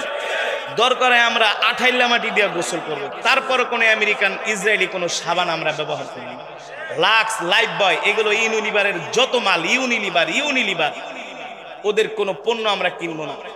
লাইফ লাক্সের পরিবর্তে আমরা তিব্বত সাবান, মেরিল সাবান, কেয়া কসমেটিক সাবান ব্যবহার করি, বুঝতে পারছেন?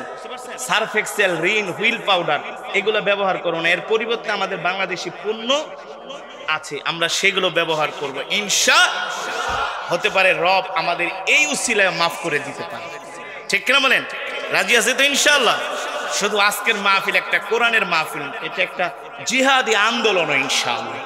আল্লাহ তাআলা সকলকে কবুল করুন, এই মাহফিল কমিটিকে কবুল করুন, অত্র এলাকার সকল মুসলমানদেরকে কবুল করুন বলি আমিন। আস্তাগফিরুল্লাহাল্লাযী লা ইলাহা ইল্লা হুয়াল হাইয়ুল কাইয়্যুম ওয়া আতুবু ইলাইহি লা হাওলা ওয়ালা কুওয়াতা ইল্লা বিল্লাহিল আলিয়্যিল আযীম। সুবহানাল্লাহি ওয়া বিহামদিহি সুবহানাল্লাহিল আযীম। আল্লাহুম্মা আমিন।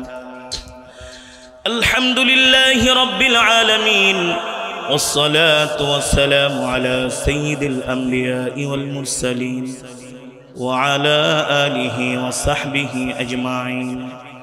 ربنا ظلمنا أنفسنا وإن لم تغفر لنا وترحمنا لنكونن من الخاسرين.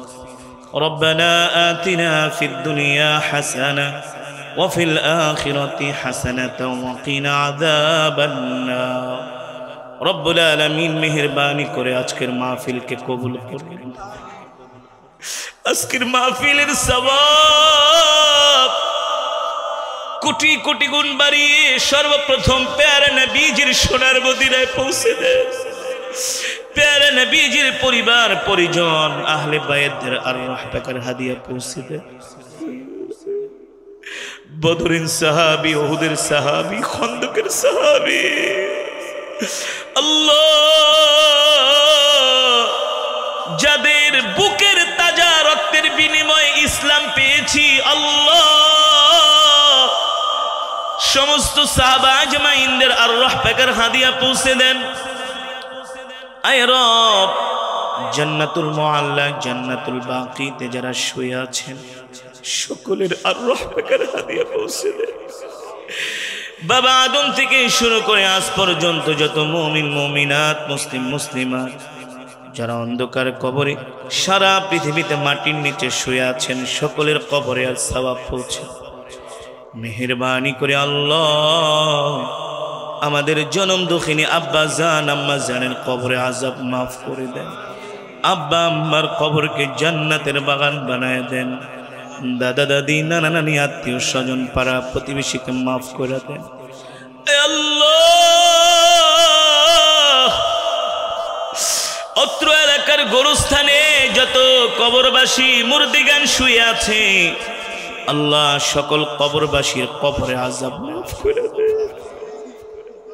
যত মুরব্বীরা অন্ধকার কবরে শুয়ে আছে তাদের কবরে আযাব মাফ করে দেন। সারা পৃথিবীর মুসলমানদেরকে মাফ করে দেন। আয় আল্লাহ যারা এত সুন্দর মাহফিলের আয়োজন করছে আল্লাহ তাদেরকে কবুল করে নেন। অত্র এলাকার যুবক ভাইরা যারা কত কষ্ট করে মাথার ঘাম পায়ে ফেলে এই কোরআনের মজমা সাজাইছে একমাত্র আপনাকে সন্তুষ্ট করার জন্য, মানুষকে কোরআন শোনানোর জন্য, দ্বীনের কথা শোনানোর জন্য। আল্লাহ প্রত্যেকটা যুবক ভাইদের মেহনতকে কবুল করে নেন, জান্নাতের বিনিময়ে কবুল করে নেন, আপনার সন্তুষ্টির বিনিময়ে কবুল করে নেন। এই মাহফিলে আল্লাহ যারা 1 টাকা থেকে হাজার হাজার টাকা দান করেছেন, সহযোগিতা করেছেন, সকলের দানকে কবুল করে নেন। আজকের মাহফিলের সভাপতি, সেক্রেটারি, আল্লাহ অত্র এলাকার যুব সমাজ, ধর্মপ্রাণ মুসলমান যারা দূর দূরান্ত থেকে কোরআনের মজমায় আসছি, একজনকেও খালি হাতে ফিরাইয়া দিয়েন না।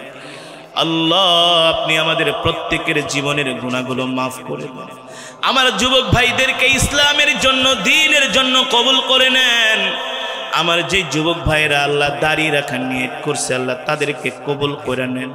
আল্লাহ প্রত্যেকটা যুবকের জন্য হালাল রিজিকের ফয়সালা করে দেন। আল্লাহ তাদের জান মাল আপনার কুদরতি হাতে সুপর্দ করলাম। রব্বুল আলামিন তাদের জান মালের জিম্মাদারি হয়ে যায়। অনেক দাড়ি পাকা বৃদ্ধ বাবারা হাত উঠিয়েছে, আল্লাহ বৃদ্ধ বাবাদেরকে মাফ করে দেন। আল্লাহ বৃদ্ধ বাবাদের নেক হায়াত দান করে দেন। অনেক মা বোনেরা হাত উঠাইছে, মা বোনদেরকে মাফ করে দেন, মা বোনদেরকে মাফ করে দেন। আল্লাহ মৃত হাজী মনির হোসেন, আল্লাহ মরহুম মনির হোসেনের কবরকে আল্লাহ আপনি জান্নাতের বাগান বানায় দেন। আল্লাহ তার পরিবার পরিজনকে মাফ করে দেন। আল্লাহ এক ভাই তার কন্যার জন্য দোয়া চেয়েছেন, আল্লাহ আপনি তাকে নেক হায়াত দান করে দেন। আল্লাহ এক বাবাজি তার সহধর্মিনীর জন্য দোয়া চেয়েছেন, আল্লাহ আপনি তাকে পরিপূর্ণ সুস্থতা দান করে দেন। আল্লাহ মেহেরবানি করে আমাদের মধ্য থেকে যারা অসুস্থ সুস্থতা দান করে দেন, যারা ঋণগ্রস্ত ঋণ পরিশোধ করার তৌফিক দিয়া দেন। এই মাহফিল এই মজমাকে কিয়ামত পর্যন্ত কবুল করে নেন। এই মাহফিল এই মজমাকে আল্লাহ দ্বীনের দাওয়াত হিসাবে কবুল করে নেন। আয় আল্লাহ যেভাবে করে আজকে আমরা আপনার কোরআনের তেলাওয়াত শুনলাম, জান্নাতে আপনার কুদরতি কণ্ঠে যেন সেই দিন তেলাওয়াত শুনতে পারি। রব আমাদের কবুল করে নেন। রব আয় মালিক আমাদের গুনাহগুলো মাফ করে দেন। আল্লাহ ফিলিস্তিনি মুসলমানদের উপরে আল্লাহ আপনি রহম করে। আল্লাহ ফিলিস্তিনকে আল্লাহ আপনি স্বাধীন করার তৌফিক দিয়ে দেন। মসজিদুল আকসাকে ইহুদিদের কবল থেকে মুক্ত করার তৌফিক দেন। আল্লাহ হযরত ওমরের মতো আমাদের একজন নেতা দেন। খালিদ ইবনুল ওয়ালিদের মতো একজন নেতা দেন। আল্লাহ মুসলমানের রক্ত ঝরতেছে, আল্লাহ সারা পৃথিবীর মুসলমানদেরকে এক হওয়ার তৌফিক দেন, এক কাতারে আসার তৌফিক দেন, জিহাদ করার তৌফিক দেন। আল্লাহ যে ইহুদিরা আল্লাহ জুলুম করতেছে, যদি হেদায়াত কপালে থাকে হেদায়াত দেন, নাইলে ইহুদিদেরকে আল্লাহ আপনি ধ্বংস করে দেন, ওদেরকে হালাক করে দেন। আল্লাহ ইহুদিদের দেশকে আল্লাহ আপনি মাটির সাথে মিশাইয়া দেন। আল্লাহ ওদের বংশকে আল্লাহ আপনি নাস্তানাবুদ করে দেন। আল্লাহ যারা দ্বীনের বিরুদ্ধে ইসলামের বিরুদ্ধে ষড়যন্ত্র করে, হয় হেদায়াত দেন নাইলে ধ্বংস করে দেন। আল্লাহ মেহেরবানি করে অত্র এলাকার প্রতিটা ঘরের মধ্যে রহমত বরকত নাজিল করে দেন। আল্লাহ এতক্ষণ যে আলোচনা শুনলাম, আমাদের কলিজার টুকরা নবী আল্লাহর কোরআনের জন্য কত কষ্ট করেছেন। আল্লাহ আল্লাহর নবী রক্ত দিয়েছেন।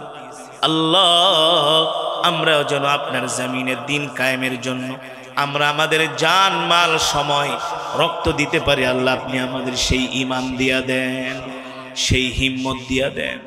আল্লাহ মেহেরবানি করে আমাদের দোয়াকে কবুল আর মঞ্জুর করে নেন। বারবার মক্কা মদিনায় যাওয়ার তৌফিক দেন।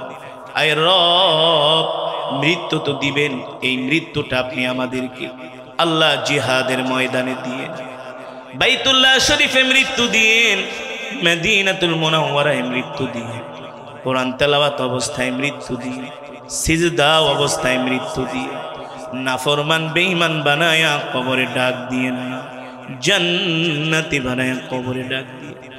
اللهم إني أسألك علما نافعا ورزقا طيبا وعملا متقبلا رب إني لما أنزلت إلي من خير فقير رب أني مسني الضر وأنت أرحم الراحمين رب أني مغلوب فانتصر يا حي يا قيوم برحمتك أستغيث يا ذا الجلال والإكرام يا ذا الجلال والإكرام حسبنا الله ونعم الوكيل نعم المولى ونعم النصير اللهم إنا نجعلك في نحورهم ونعوذ بك من شرورهم إنا لله وإنا إليه راجعون اللهم أجرني في مصيبتي وأخلف لي خيرا منها اللهم إني أسألك بأني أشهد أنك أنت الله لا إله إلا أنت الأحد الصمد الذي لم يلد ولم يولد ولم يكن له كفوا أحد رب هب لي من لدنك ذرية طيبة إنك سميع الدعاء رب ارحمهما كما ربياني صغيرا رب ارحمهما كما ربياني صغيرا ربنا آتنا في الدنيا حسنة وفي الآخرة حسنة وقنا عذاب النار رب العالمين এতক্ষণ যে দোয়া করলাম সমস্ত দোয়াকে কবুল করে নেন সমস্ত দোয়াকে কবুল করে নেন খালি হাতে ফিরাইয়া দিয়ে না ইলমে নাফি রিজকে ওয়াসি আমলে সালেহ নেক হায়াতে তাইয়্যিবা দান করে দেন আয় আল্লাহ মৃত্যুর সময় আমাদের জবানে কালেমা নসিব করায়া দিন সুবহান রাব্বিকা রাব্বিল ইজ্জাতি আম্মা ইয়াসিফুন وسلام على المرسلين والحمد لله رب العالمين